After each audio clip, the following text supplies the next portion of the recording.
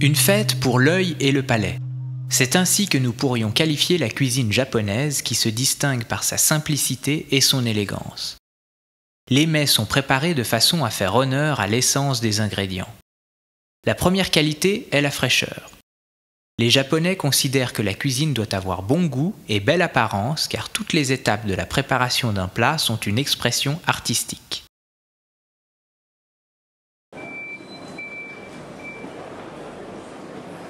Direction Tsukiji, le principal marché aux poissons de Tokyo et le plus grand au monde. Le marché, créé en 1935, a fermé ses portes en 2018.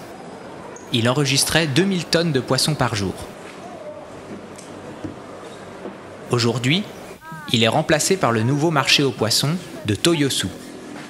Mais hélas, le public n'y est plus accepté, sauf sur demande. Dans ce nouvel environnement, l'ambiance vivante d'autrefois n'existe plus. C'est pourquoi nous avons décidé de vous emmener dans un autre petit marché, loin de Tokyo, à Kanazawa.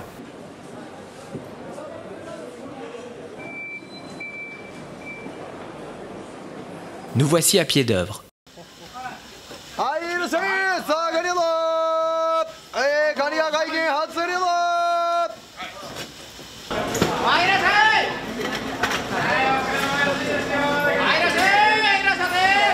Quittons ce lieu où les crabes sont bien rangés dans leur boîte d'expédition et remontons la péninsule de Noto en direction de Takoshima pour trouver d'autres ingrédients.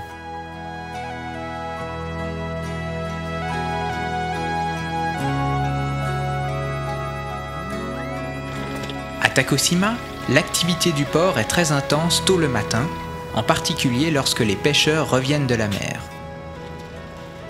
Dommage, c'est fini pour aujourd'hui. Mais rien n'est perdu, nous reviendrons demain.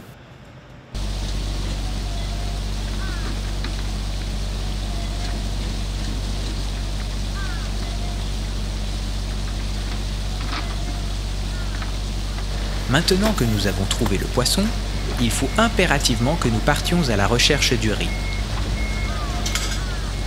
Comme ces caisses, nous prenons la route en direction de Kyoto.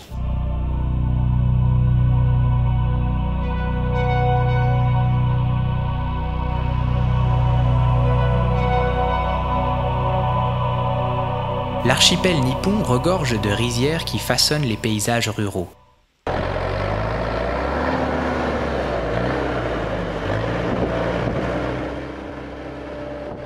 Et enfin la plantation du riz. Il s'agit d'une plante peu exigeante quant à la nature des sols. Elle peut être cultivée sur une même terre, sans interruption, durant des décennies, voire des siècles.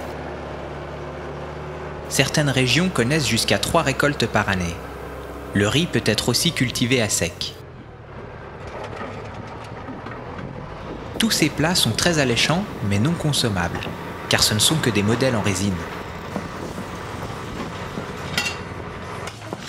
Une fois à l'intérieur, vous découvrirez un menu richement illustré, parfois traduit en anglais. Si vous avez envie de tester de nombreuses variétés différentes, adressez-vous au chef cuisinier qui se fera un plaisir de vous les préparer sous vos yeux.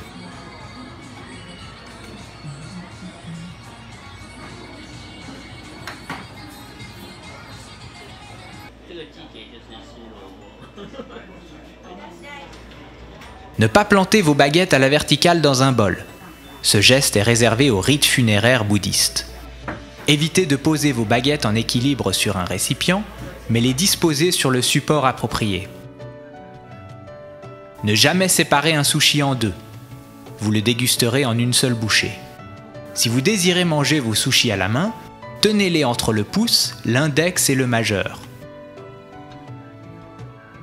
Et pour terminer, savourez vos sushis en commençant par les poissons blancs, plus faibles en goût, avant de passer aux poissons plus gras et forts, comme le thon ou l'anguille grillée. Et voilà!